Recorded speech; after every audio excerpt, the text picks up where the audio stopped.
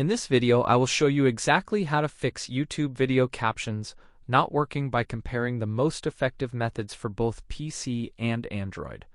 When subtitles disappear, the trade-off usually lies between a quick setting toggle and a deeper browser refresh. For instance, many users find that captions work perfectly in incognito mode but fail on their main profile, which points directly to a conflict with browser extensions or stored cache data. I will contrast the desktop experience, where clearing your browser cache is often the standout feature for a permanent fix, against the Android app experience, where simply updating the app or checking the subtitle toggle in the accessibility settings is the primary solution.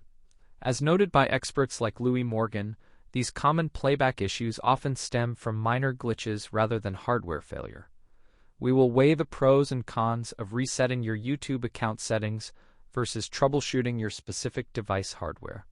If you are on a laptop, the contrast between using a standard browser and a dedicated video repair tool becomes clear when files are corrupted during transfer, but for simple caption errors, the fix is usually just a few clicks away.